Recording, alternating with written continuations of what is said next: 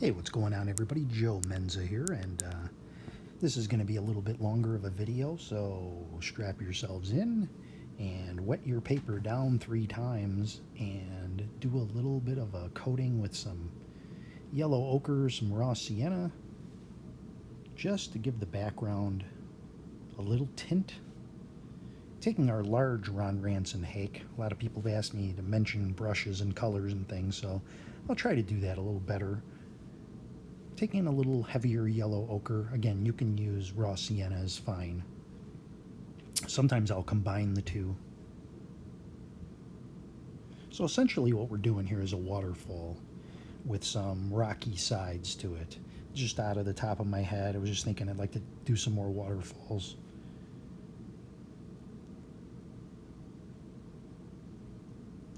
Paper I'm using is 90-pound Fabriano Studio 11x14, and I've just applied some burnt umber with a little Payne's gray.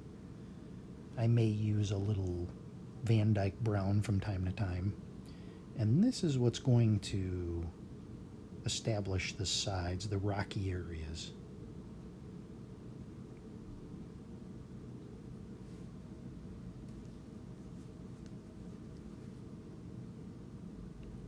So just doing random things on the brush: Van Dyke brown, burnt sienna, burnt umber, some light red. Light red is a Cotman color if you're having trouble finding that.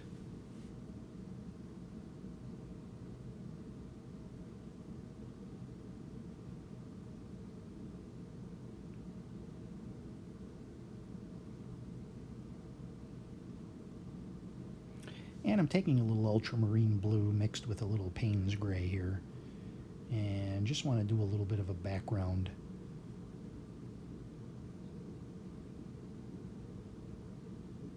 Taking out a little bit of color. Again, just to vary it up a little bit. Darker at the top.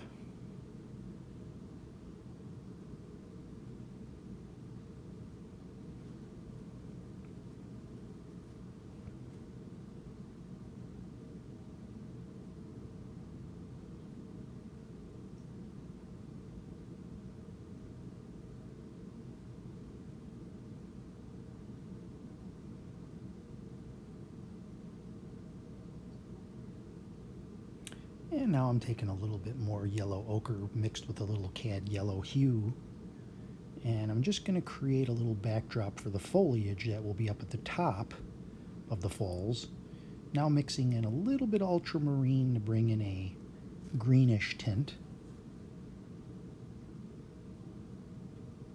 Haven't cleaned the brush.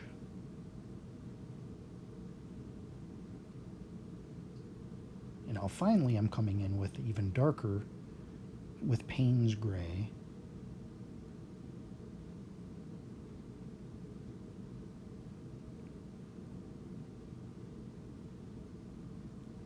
Being cautious to leave that middle area open for the time being, so that's where our water's going to be coming down. And we are going to use white gouache in this, if you have it on hand. You can use Chinese white as well. So now I'm just making up some trees in the background while the top is still wet, so it diffuses a little bit.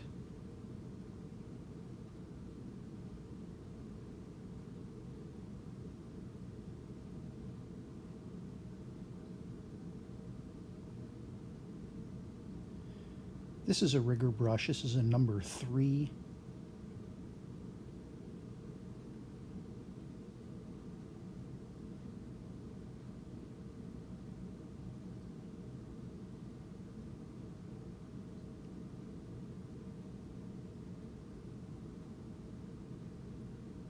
Again, I'm just tapping in little things where there's going to be little plateaus in the rocks as this is coming down.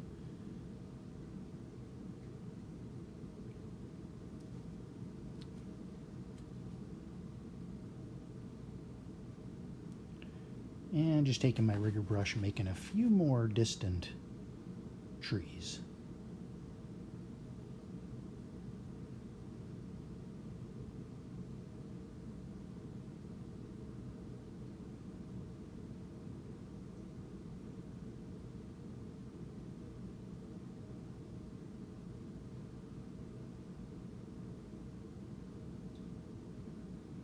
Don't want to overdo it, obviously.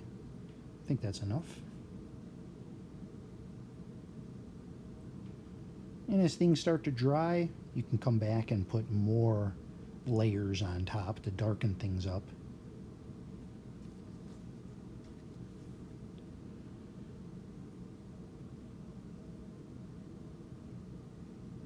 And we're going to start bringing this down.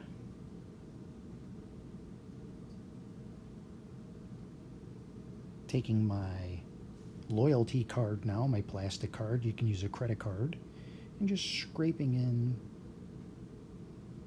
some cliffs, some rocks.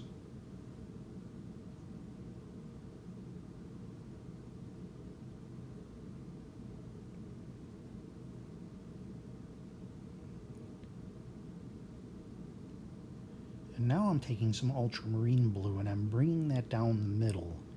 This is ultimately going to be the wash that's the backdrop for the water flow. I'm using my spray bottle and I'm using enough in there so that it starts to run.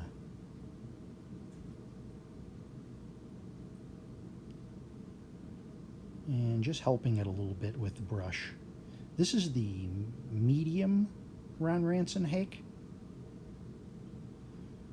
I recommend having both of those sizes. You can have the small, but there's very little difference between the small and the medium. Very little difference size-wise.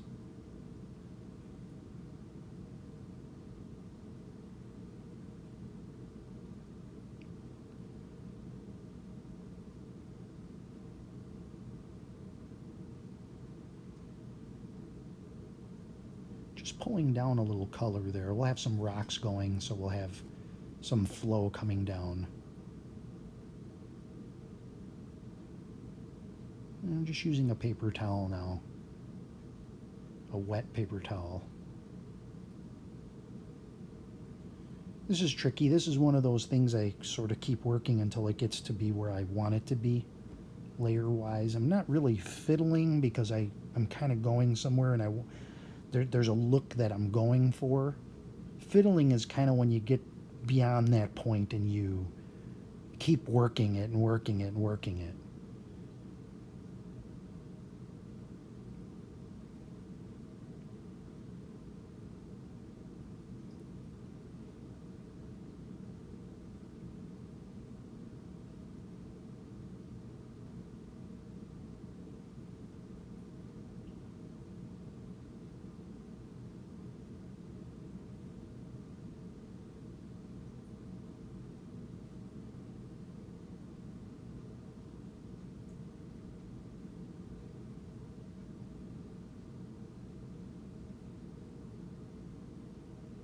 So essentially what I'm doing is a few washes of different shades of color that will be in the background that will enhance the look of the flow of water here. It's a little bit trial and error. I haven't done very many waterfalls. I've done a few. Now you could use masking fluid and you can have the area stay white in the back. And that's always a great way to go about it. I'm not a fan of masking fluid.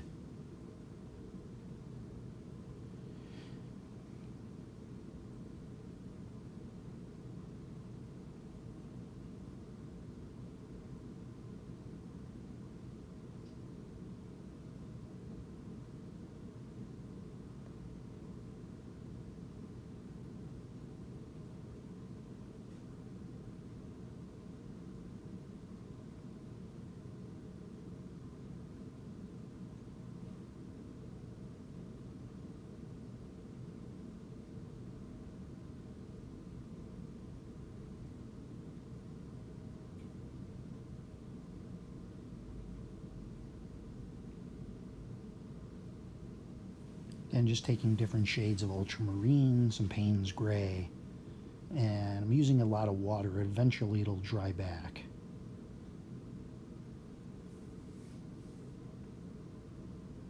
The result is worth the effort.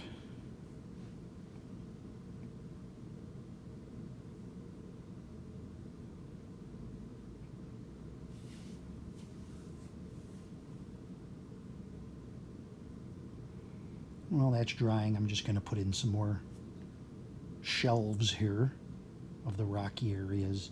Again, hitting it with a little spray bottle to keep it open and have things run down.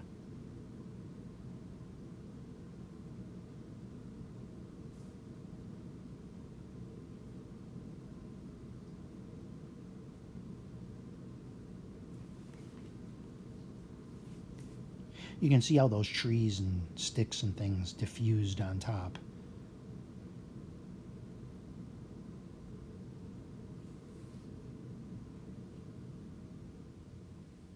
Again, using the card to create some more rocks. I've left some white areas too, so when you leave white and you do some scraping too, it's kind of hard to tell the difference where you scraped and where you left white at. And underneath each shelf layer, I put a little darker color, like Payne's gray mixed with brown, just to make it look darker underneath, give it a little more dimension to it.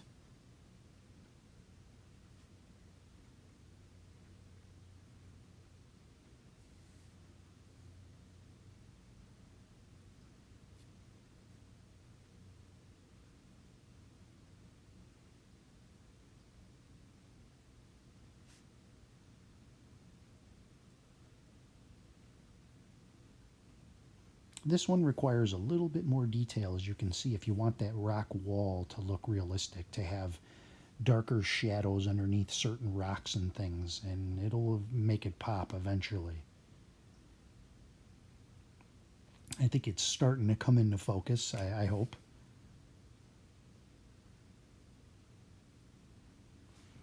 As I go along here, I want to thank everybody for joining me in my watercolor journey. It's only about 3 years ago that I started painting, and I found some of these guys on Dave Usher, Steve Cronin, Bob Ross is another one, although he uses oils. So many different good guys out there, and women too, doing watercolor painting. And I've tried to incorporate a lot of techniques into my own and then come up with my own technique and my own look. And I hope that I've done that. And that's what I recommend you do as well, is watch your favorites and see how they do different things, and then utilize different ones, and then eventually it'll be in your own thing, and then you'll put yourself into it and you'll have your own look.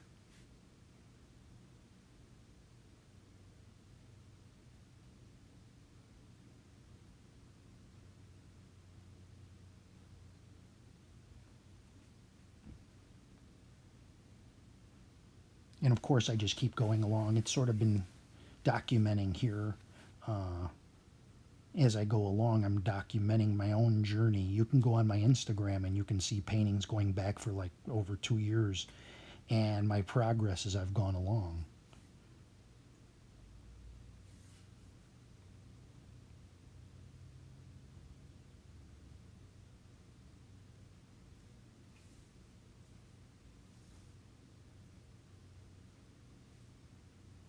A little light red underneath there just to give it some different color. It's starting to become almost one tone.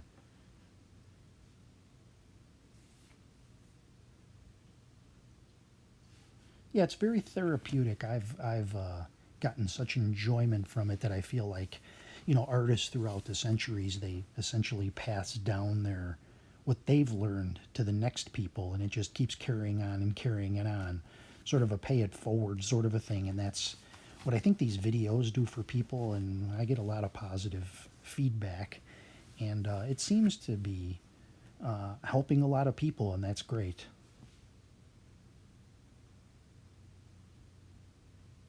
I'm just using the dry ends of the hake to create some leaves. I've got cad yellow hue and a little bit of ultramarine blue. I don't want to overdo the leaves. I don't want it too blocked out on top. The drier you make your hake brush, the smaller your leaves will be. The more wet your hake brush, the more the paint will blob, and it'll be like pools of water. Okay, now I'm taking those same colors and I'm dabbing in various things on the rocks. so that it looks like the foliage is coming down the rock wall.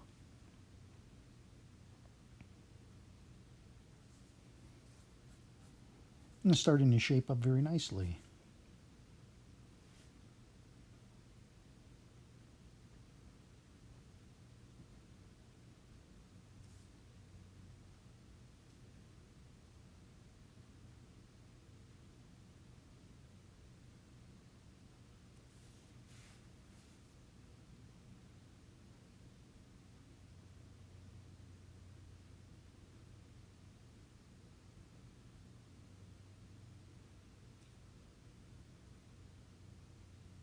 Okay, so I let that dry a little bit, and I'm coming back to it now after giving that a little bit, letting it dry out in the sun.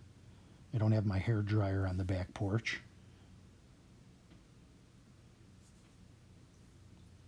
Oh, Alan Owen, he's another great painter on YouTube if you haven't found him. Not his style for me. I don't paint in his style, but a lot of people love it. He's a great, great guy.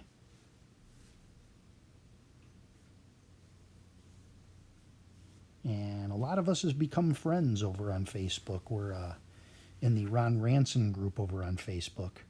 And we all share in our techniques and we all learn from one another. And it's been great fun. And a lot of us has become video creators as a result. We have a whole list over there of the people in our group that have become video creators.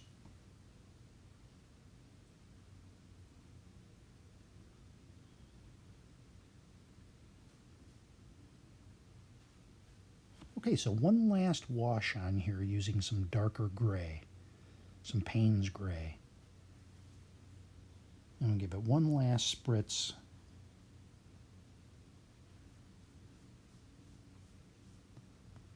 And we'll have our backdrop before we go at it with the white.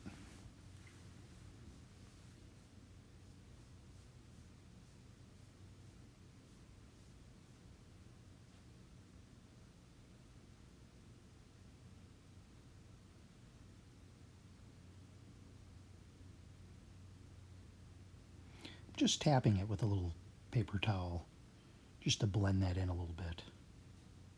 I don't want that real heavy.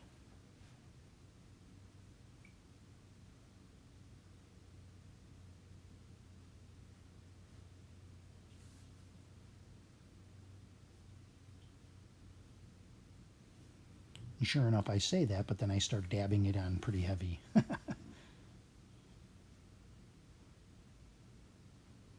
But that's why I'm dabbing it with the paper towel.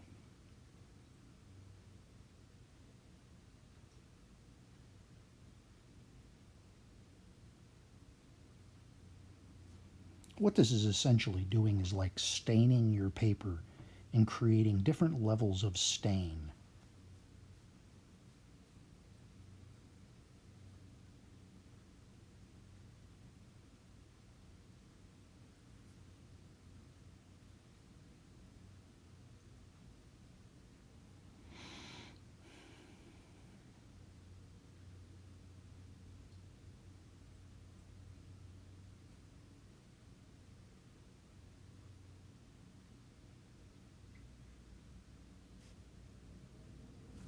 Really want to get a really good effect of flowing water.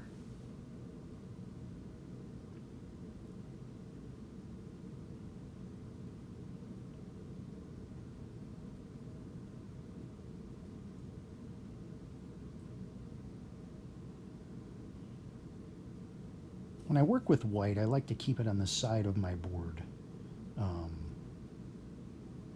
It has a way of contaminating. It has a way of contaminating other colors on your board, so I like to keep it separate. On your palette, I mean.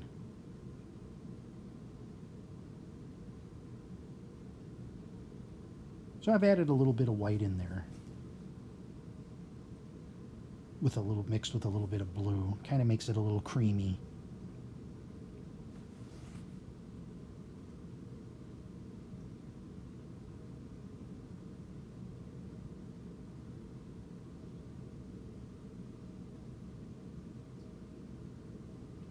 Alright, that should really do it for the backdrop. Now I've put some white out on here. Now is where the fun begins. I'm using this special brush here. I don't know what to call it, but it has like missing bristles on it, so it looks like fingers. So when you pull down, it creates like a water effect. Watch, see, as you pull this down, it's the bristles are separate.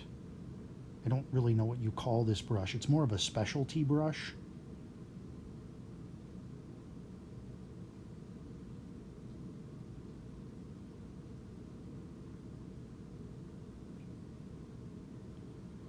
And I'm working with Windsor and Newton Whitewash. Really like it. Mix it with just a little blue, little turquoise, little ultramarine blue, and it will give it a bluish cast to it.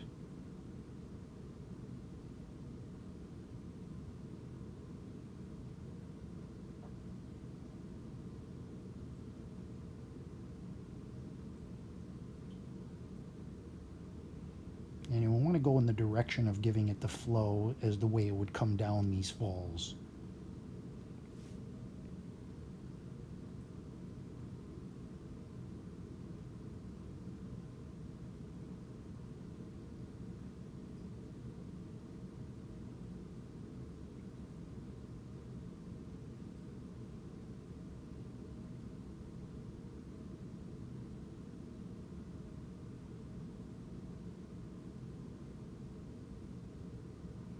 And just squeezing out a little bit more on my board here. If you want it whiter with a little more highlight, then just go straight out of the tube. Your brush has to be a little bit damp to really get it adhere to the paper.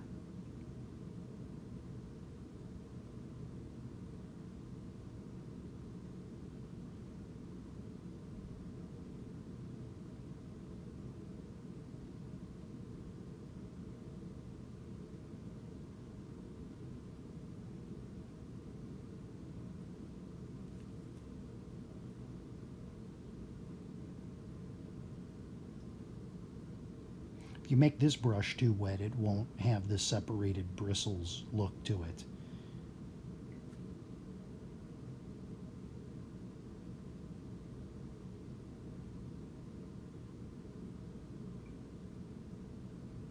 And I want it to look like it's coming down from this top area here.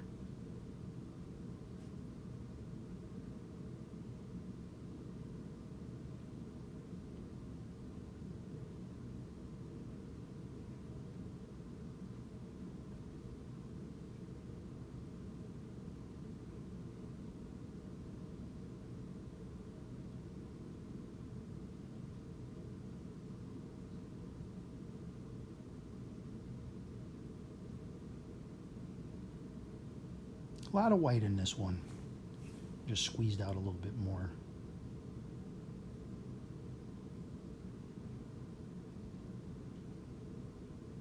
And I'm almost like dry brushing it on now so that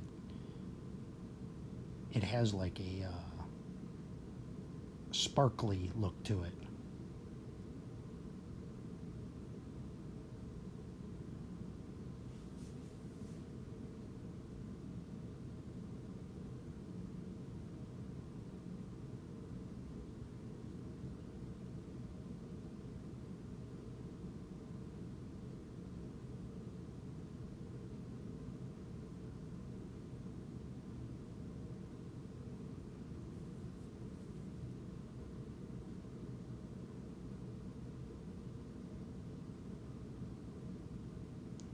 Now I'm going to put a little rock in the middle here. Some dark Van Dyke brown, little burnt umber, little blue mixed in. And we're going to zap it with a little water so that it runs a little bit. Just taking a fan brush just to pull that down a little bit. And now I'm darkening the little ledges with the same color. There we go. It's running down a little bit now.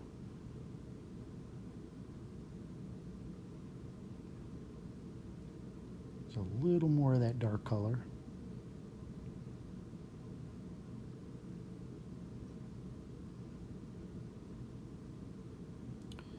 And we're going to take our little credit card and just scrape away a little bit. So it looks like there's a rock in the middle there. Just take my finger and pull down a little bit more. Looks like those rocks are sticking out.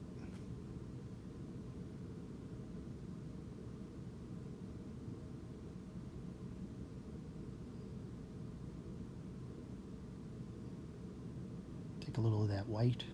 Actually using a fan brush now. That's a good brush to use if you don't have that other specialty brush. Fan brush, the bristles. This is actually a Bob Ross oil fan brush. I kind of like it for certain things.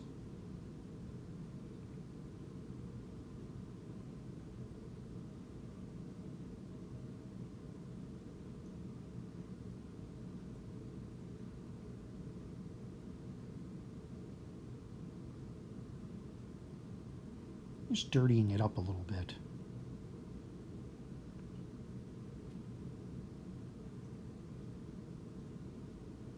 A lot of people say in watercolors not to use white. For water and snow, I think you can't really beat it except for maybe to show the white of the paper, which I'm not particularly good at leaving white where I need to leave it. Again, if you use masking fluid, I don't know. There's much more talented artists out there that are good with that.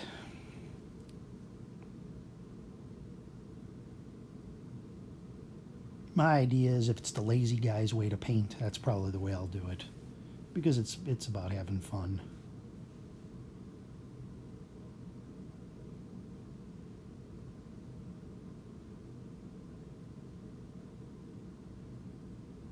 Just dabbing some on now. Poking it in there to look like there's little splashes going on in and around where the falls are.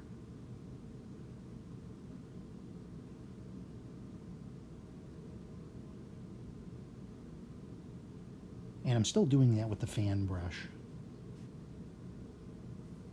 I don't typically use this many different brushes in a painting, but sometimes it just calls for it.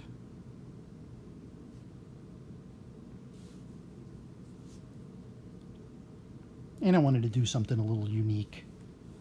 Okay, well here is the finished painting. Let's zoom in. And I think it turned out pretty nicely. You can see the water, how it looks like it's flowing, the faded in background. Pretty happy with this one. Well anyways, thanks for watching everybody, and make yourselves a great day.